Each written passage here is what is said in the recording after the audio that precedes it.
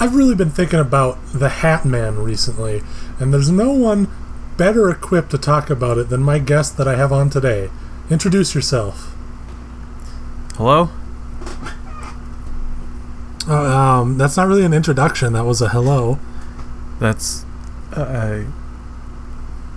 yes, you're right. Absolutely. So, can you give us a little bit of information about yourself and how you've learned so much about the Hat Man in such a short period of time? I've read your story, but I don't want to speak for you. Oh, well, you see, I was very interested in the topic because I've encountered him myself. Wow, as you may well know. Yeah, you've run into the Hat Man then. Several times, yes. All right, can you describe the encounter? Well, you see, there was one evening where I was at home, and it was later in the evening, things were winding down. It was a nice night. 8 p.m.? 11? It was about 9 o'clock. 9 p.m. Is that Central Time, or... Oh, Pacific Standard. All right. Go on. So, I had my windows open because I like to look out into the night and see the stars and the neighborhood and everything. And then I saw a man standing outside my window in a long coat, and he had on a hat. But I couldn't see his face. It was just obscured in shadow, even though he was right below a streetlight. It was very strange. Can you describe the type of hat? The type of hat does change, but for me, he was wearing a rather old-fashioned just top hat. Okay. Yeah. Now, like maybe. Did anything happen after you saw him? Well, obviously I was confused. I was very scared. I didn't know who this man was, and he was obviously staring right at me. So I closed my blinds. Yeah, it's terrifying. It chills you. Even when you know it's a normal man, if they're staring right back at you, 9 p.m. at night through your window. Who stares into other people's windows at 9 o'clock? Let me just say, there's a reason why every blind in my house is taped down, and so they can't be pulled back up. I don't want anything looking back into my house at me. That's a great plan. It's a really great plan. A lot of people would do well to be as prepared as you. So you're afraid of him? Keep going. I'm sorry to interrupt you so much, but No, I understand. So he approached the window, and he started knocking on it. Just tapping on the window. Like a light tap or a was it just kind of a light it wasn't a jaunty, not a jaunty tune? He wasn't playing a beat. He just kept hitting the window. Hitting the window. Okay, hitting the window. That's spooky. Yeah. So I yelled at him. I said, "Hey, get out of here. I don't want anything to do with you. Get out of here." But he wouldn't leave. He didn't leave at all. He stayed there for about half an hour, and then he just disappeared. Huh.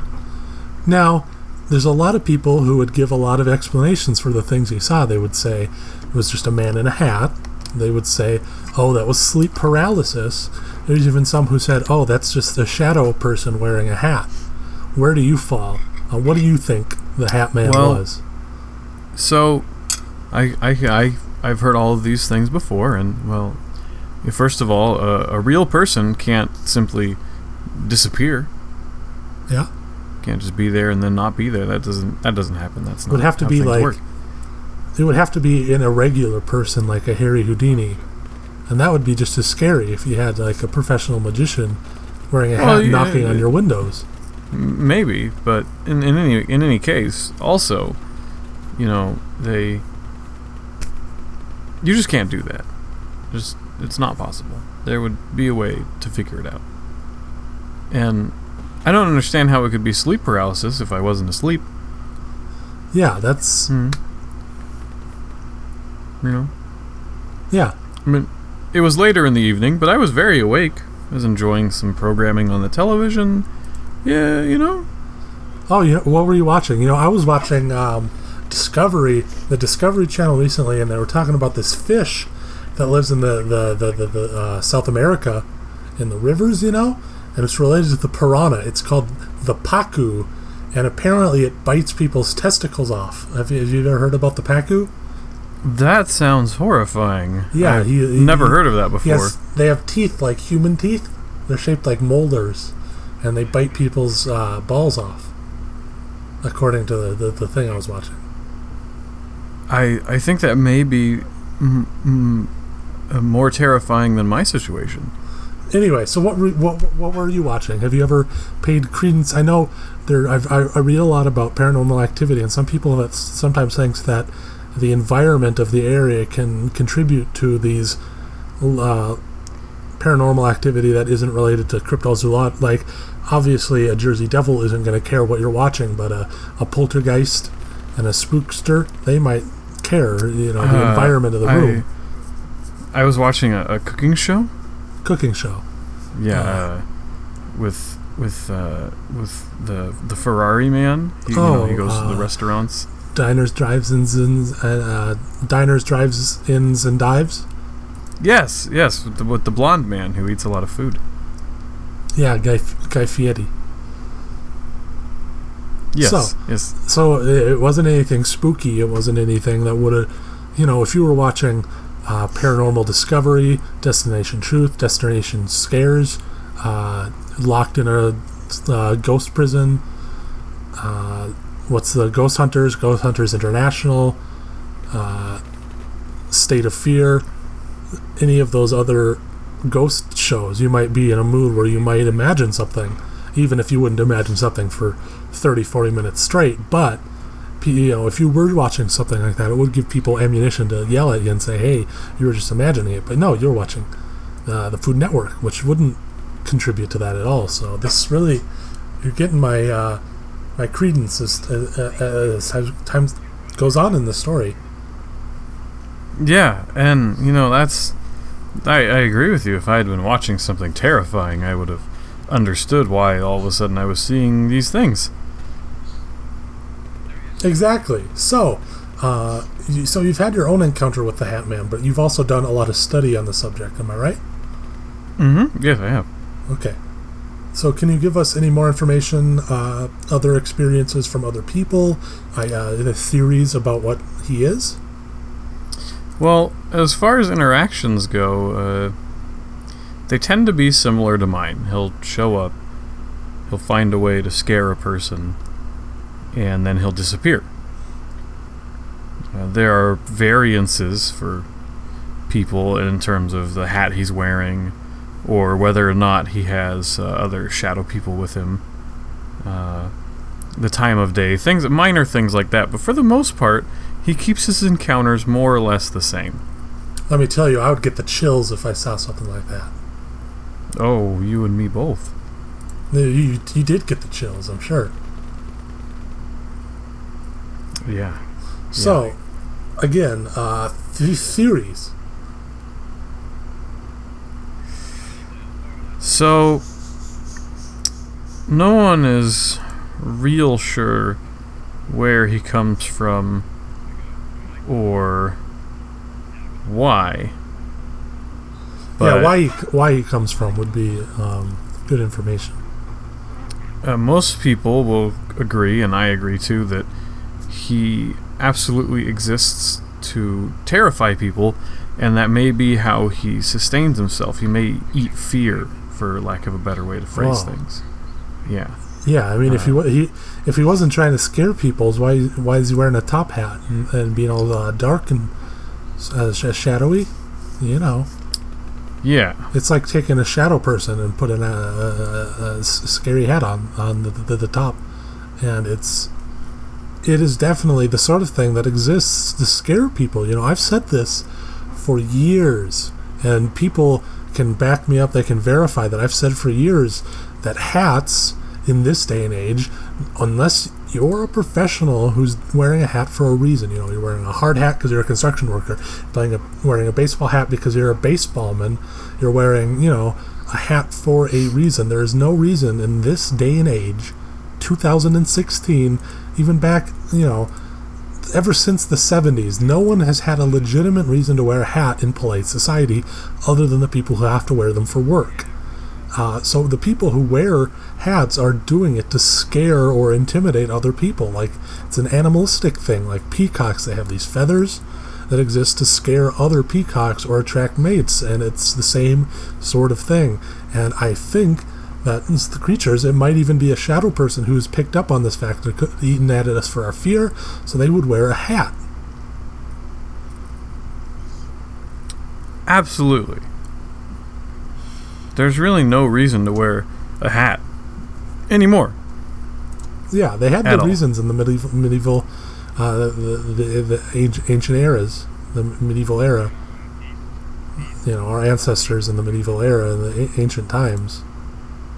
But, we're not getting mowed down by the Grim Reaper and having to harvest our wheat anymore. This is very true. This is very true. So, he'd beaten our fear. What else is... do you have any other theories about the Hat Man? Well, it's hard to have theories about the Hat Man because there's really so very little known about him aside from how he conducts himself. There's really no way to know anything. You can't walk up to him and ask a question. Is it, "Hey, how are you? Where are you going today?" That's just not how this works. So did you have any sense, any feeling, anything odd other than you were obviously seeing him and hearing him knock on the windows, but did you have any sort of sixth sense? Did you smell anything? Did you have any weird feeling? I mean, he was outside and I was inside, so I couldn't say I smelled anything, but absolutely was just terrified, filled with dread, thought something was going to happen if I did anything. So you didn't even get up and close the blinds or go to a different room. You just sat there? I couldn't move. I was too scared. I was worried that something would happen. Couldn't move. Yeah, that makes sense. I believe.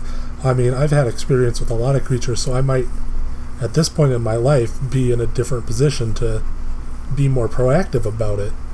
But I can totally understand a civilian being the petrified in fear. I've read a couple of things about the Hat Man, and I've heard reports of it smelling sulfur or ozone. But again, if you were walled off by a window and walls, then I can understand not smelling anything. Yeah. So do you have any advice for the listeners? I would say that, do your best to avoid him. He's not a very friendly person. He's not even a person at all. But,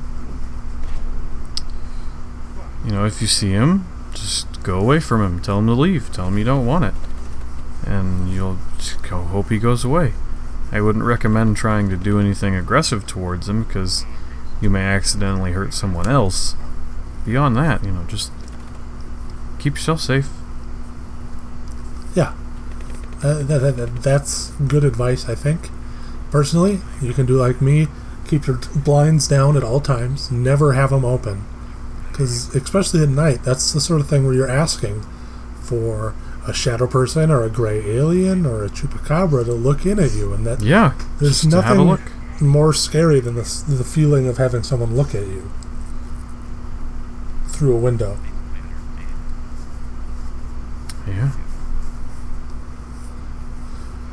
So stay out of the Amazon River too.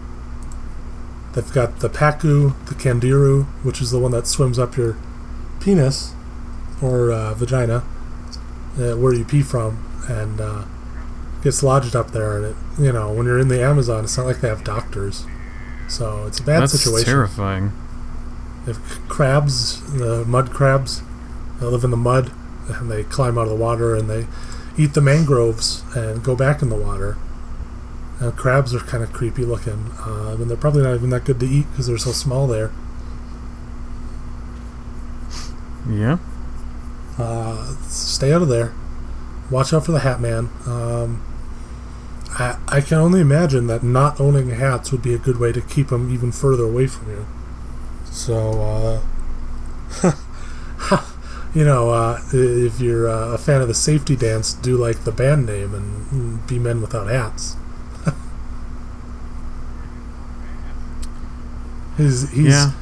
He should sing the Hat Man should sing the Danger Dance because he does have a hat.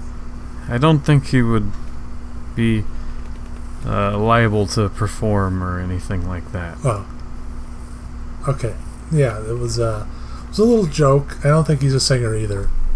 He definitely, if he was, he'd be as charismatic as the Men Without Hats. Yeah. But he has a hat, so he can't be one of them. Yeah, because I've read about them, and there is no real deeper meaning behind the name of their band. They just don't like hats. Yeah. Yeah. So, yeah, I apologize to our audience that this wasn't as interesting as perhaps talking about the Black-Eyed Children or the Shadow People in general. But the Hat Man, he could stare at you and be really spooky. So it was more of a public service announcement that you should keep your eye out or not. Close your eyes out. Yeah. Block your windows. Just stay away from this Hat Man because he sounds kind of spooky. And, I might have older listeners that could end up having a heart attack or adrenal condition and the shock of seeing a thing. So I think we'll be aware. Yeah. Be aware. Keep your awareness up. Always read as much as you can about these subjects, and cross your fingers and pray to Jesus that you never run into one of these spooky, crazy, buck-wild creatures like the Hat Man. Now, thank you for coming on the show, as always. No, thank you for having me. Yeah. Yeah. Do you have any books or anything you'd like to plug at the end of the... No, I have several blogs I could suggest to people, but I simply prefer to gather information and disseminate it freely. I don't really want to make sales. I want to make awareness. Yeah, that's understandable. You don't want to. The worst way to get people to not believe you is to think that you're selling them something. So,